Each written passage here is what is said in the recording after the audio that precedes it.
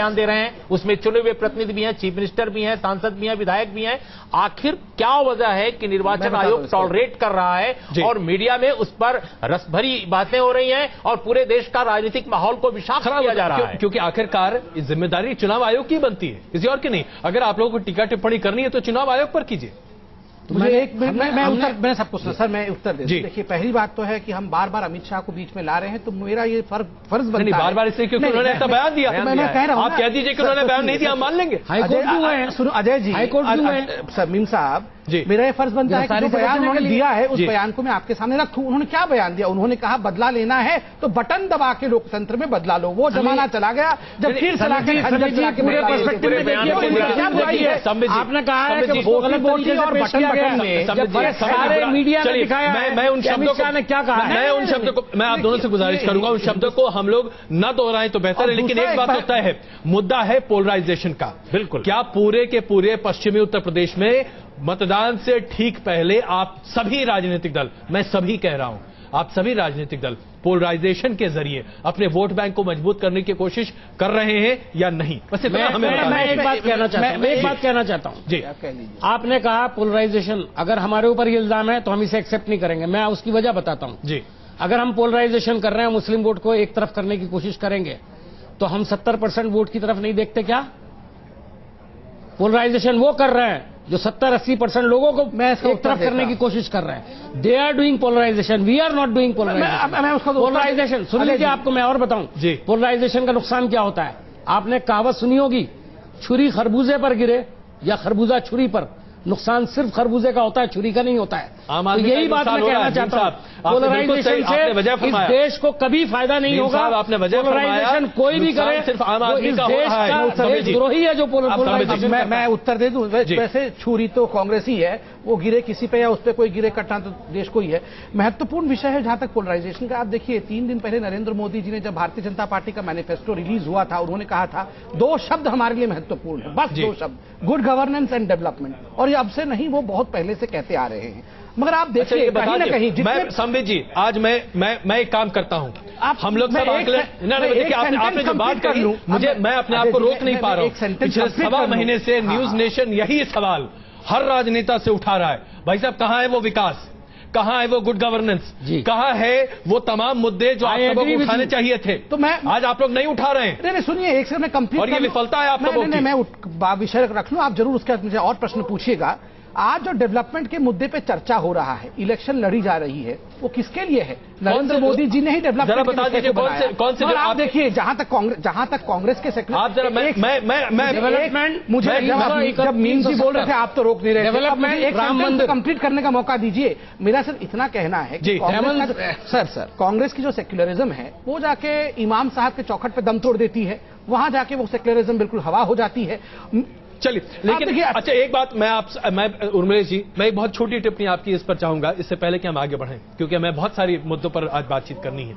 क्या आपको नहीं लगता कि जिस तरीके से चुनावी स्तर आज न सिर्फ पोलराइजेशन बल्कि भाषा के स्तर पर गिरता हुआ दिखाई दे रहा है, यह हम सबों के लिए न सिर्फ नुकसानदेह और बहुत घातक होगा, बल्कि हमारी राजनीति और लोकतंत्र के लिए इससे ज्यादा विकट स्थिति नहीं पैदा हो सकती? देखिए, मैं वही कह रहा हूं और आपकी बात से बिल्कुल सहमत हूं। वायलेंस केवल फिजिकली नहीं होता है, वायलेंस शब्दों से भी होता है। और जिस तरह की शाब्दिक हिंसा मैं इस चुनाव में देख रहा हूं, मैंने चुनाव बहुत कवर किए हैं पिछले 30 वर्षों में, इस तरह की शाब्दिक हिंसा जो फिजिकल हिंसा से कम नहीं है, क्योंकि उसको प्रेरित करती है। मैं जैसे उदाहरण के तौर पे एक बहुत संक्षिप्त में बात कहूंगा। मुझे पहली चीज तो मैं किसी एक पार्टी पर इल्जाम नहीं लगा रहा हूं, सारे लोग हमाम में नंगे हैं, ज्यादातर बड़ी पार्टियों के लोग। लेकिन मैं बीजेपी के अपने साथी बैठे हैं, बुरा मानेंगे इसको, लेकिन इसको जवाब देने की बात नहीं, मैं सवाल कर रहा हूं। क्या वजह है कि मुजफ्फरनगर के दंगे में जो लोग अभियुक्त हैं, मैं ये नहीं कह रहा हूं कि कन्विक्ट हुए हैं, उन पर दाग हैं।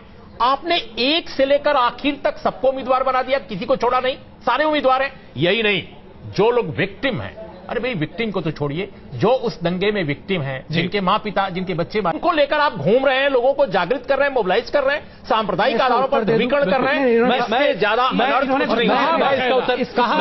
फैसला लेना है समय जी, हम इसका उत्तर ज्यादा लेंगे नहीं हो सकता अभी देना बनता है, क्योंकि आउट ऑफ कॉन्टेक्स्ट मुझे एक रिपोर्ट दिखानी है। 20 सेकंड दीजिए, मैं इसका उत्तर देता हूं। सबसे महत्वपूर्ण विषय मुझे लगता है उर्मिला जी इतने वरिष्ठ हैं, जो एसआईटी की रिपोर्ट देखिए, सुप्रीम कोर्ट ने एसआईटी नहीं बनाया, मगर एक एसआईटी स्टेट गवर्नमेंट ने बनाया था, उसमें 10 लोगों का नाम एसआईटी ने लिख के दिया था, जस्टिस सहाय उसके हेड थे। उसमें कहीं भी अगर इन तीनों का नाम जिनको हमने टिकट दिया है आता हो तो उर्मिला जी बता दे। दूसरा विषय है उर्मिला जी, एक सेकंड, जो ऑब्जर्वेशन सुप्रीम कोर्ट का था कि Sapa government has failed to uphold the fundamental rights of the people Uttar प्रदेश।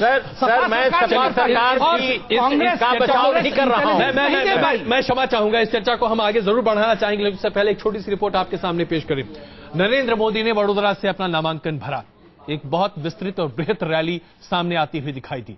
नरेंद्र मोदी की अगर बीजेपी की भाषा का इस्तेमाल करते हुए मैं कहूं तो लहर की बात सामने आ रही है। क्या वाकई में ऐसा है? छोटी सी रिपोर्ट, चर्चा आगे बढ़ाते हैं।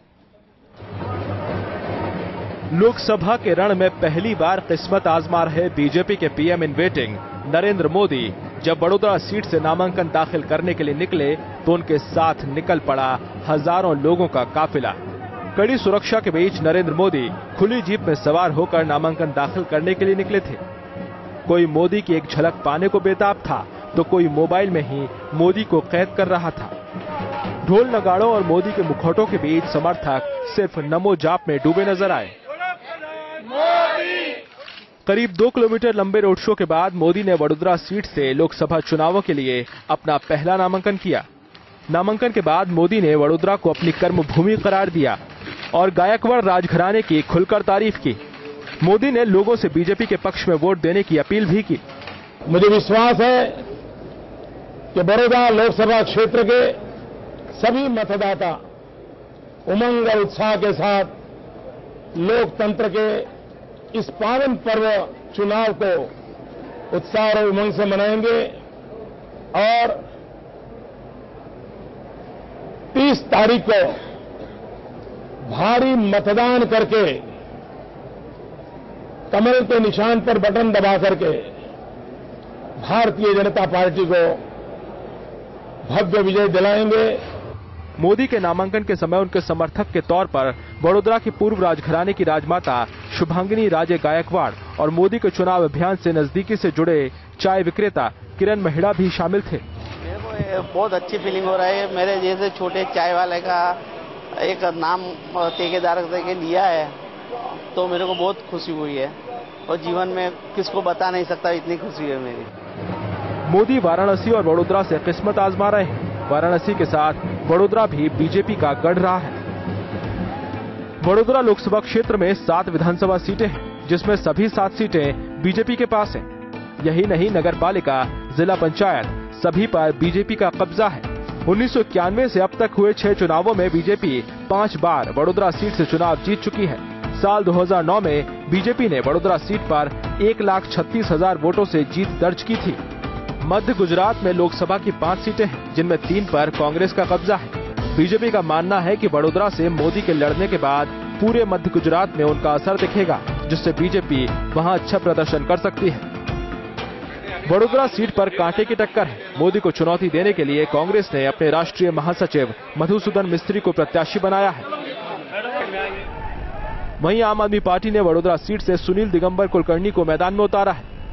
गुजरात की सभी 26 लोकसभा सीटों पर 30 अप्रैल को मतदान होगा, जिसके बाद ये तय होगा कि जनता ने किसे नकारा है और किसे सिर आंखों पर बिठाया है। Team news nation. तो आपने देखा किस तरीके से नरेंद्र मोदी के नामांकन के समय एक बहुत बड़ी रैली विस्तृत तरीके से आती हुई दिखाई दी। इससे पहले कि हम चर्चा को और आगे बढ़ाएं, दिल्ली की जरा बात कर लेते हैं। उत्तर प्रदेश की बात तो हो ही गई, पोलराइजेशन की बात वहां सामने दिख रही है। दिल्ली में जो एक दूसरा बड़ा फैक्टर आता हुआ दिखाई दिया, अरविंद केजरीवाल। हालांकि अभी उनके प्रतिनिधि हमारे साथ फिलहाल नहीं है, लेकिन उमलेश जी मैं इससे शुरुआत आपसे करूंगा। अरविंद केजरीवाल फिनोमिना का कितना असर आप देख पा रहे हैं? क्या वाकई में भारतीय जनता पार्टी और कांग्रेस को अब सचेत होते हुए आप देख रहे हैं, या आपको लगता है कि नहीं अपने ढर्रे की राजनीति पर वापस लौट रहे हैं? नहीं, देखिए, जिस तरह अरविंद केजरीवाल और उनकी पार्टी का एक उत्थान नजर आया, खासकर विधानसभा चुनाव के नतीजों के साथ, क्योंकि नतीजे से पहले उनकी पार्टी को बहुत गंभीरतापूर्वक नहीं लिया जा रहा था, लेकिन जब 28 सीटें आई तो वाकई एक नया एक उत्थान था उनकी पार्टी का, और देखा गया कि भाई इतना प्रभाव है, और खासकर समाज के पिछड़े और दलित तबकों में भी, क्योंकि पहले उनको शहरी मध्य वर्ग की पार्टी माना जा रहा था। तो अब जाहिर है कि सरकार से जिस तरह वो हटे हैं उसका एक बड़ा प्रभाव है, इसमें कोई दो राय नहीं। उसका एक निगेटिव असर जरूर गया है। लोगों में एक सवाल उठा है कि भाई एक कहीं ना कहीं जिम्मेदारी का, जवाबदेही का जो तत्व है वो शायद इस पार्टी के नेतृत्व में कम है। अब ये देखना होगा कि उसका असर लोकसभा चुनाव के मतदाताओं पर कितना पड़ता है। मैं समझता हूं कि लेकिन फिर भी वो एक प्लेयर हैं, और दिल्ली में तो प्लेयर जरूर हैं, हमारे अखिल भारतीय स्तर पर नहीं है। बिल्कुल। अब सबसे बड़ी बात, लगातार अरविंद केजरीवाल अपने आप को नरेंद्र मोदी के बराबर, समकालीन बराबर रखते हुए दिखाई दे रहे हैं। आप हंस सकते हैं जरूर, लेकिन वो अपने आप को वहां रख रहे जरूर रहे हैं। क्या आप लोग ये बात नहीं मानते? मैं आप दोनों से ये सवाल रख रहा हूं कि अरविंद केजरीवाल और उनकी पार्टी के सामने आने के साथ ही राजनीति जो आप लोग कर रहे थे वो परंपरागत राजनीति आज नहीं है।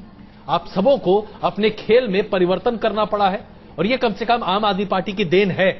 नहीं, देखिए, मैं मानता हूं governance is a very serious affair. Governance इस प्रकार से अनकन्वेंशनल वे से गवर्नेंस नहीं आता है। आम आदमी पार्टी का जो बेसिक कॉन्स्टिट्यूएंसी है वो अनकन्वेंशनल वे ऑफ फंक्शनिंग है कि पोल पे चढ़ जाओ, धरना में बैठ जाओ। ये कुछ समय के लिए जो रोमांटिक पॉलिटिक्स होता है ये बहुत आनंददायी होता है, बहुत इनिशिएट भी करता है, लोगों को आगे बढ़ाता भी है, मगर थोड़े समय के बाद लोग इससे उब जाते हैं जब उनको महसूस होता है कि अनकन्वेंशनल स्टाइल ऑफ फंक्शनिंग में सब्सटैंशिएटेड। लेकिन आपने अपनी पॉलिटिक्स में बदलाव किया ना उसके बाद, ये तो आप मानेंगे नहीं। अरविंद केजरीवाल फिनोमेना चाहे जो कुछ भी हो, आप लोगों को सड़क पर चाय बेचने को ले आया। नहीं, सड़क पर चाय बेचने के लिए हम इसलिए आए क्योंकि हमारे जो प्रधानमंत्री कैंडिडेट हैं वो वाकई चाय बेचने से लेके यहां तक पहुंचे हैं। ये लोकतांत्रिक प्रक्रिया है, और इसी विषय को लाने के लिए मुझे एक ब्रेक लेना है। इससे पहले मीम साहब, एक बहुत छोटी सी टिप्पणी आपकी, राजनीति में बदलाव आया अरविंद केजरीवाल के बाद? देखिए, राजनीति में बदलाव हमेशा आता है, लेकिन जिस वक्त उन्होंने शुरुआत की और जब उसका रिजल्ट आया तो काफी लोगों ने इसको रियलाइज किया।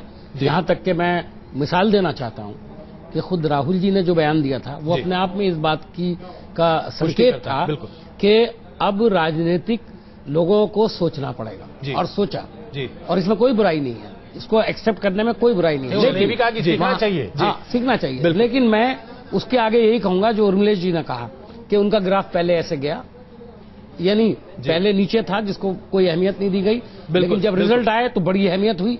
लेकिन उसके बाद उनकी सरकार बनी, लोगों ने बहुत उम्मीदें रखी, अब ग्राफ उनका नीचे चला गया। अब ग्राफ के बारे में बात करेंगे मीम साहब, हम यहाँ पर कुछ देर के लिए रुक रहे हैं, वापस आते हैं, उसका चर्चा इस बात पर करेंगे कि दिल्ली में दरअसल सबसे बड़े मुद्दे क्या हैं और भारतीय जनता पार्टी और कांग्रेस कितनी अहमियत दिल्ली को देते हुए दिखाई दे रहे हैं। बने रहिए हमारे साथ।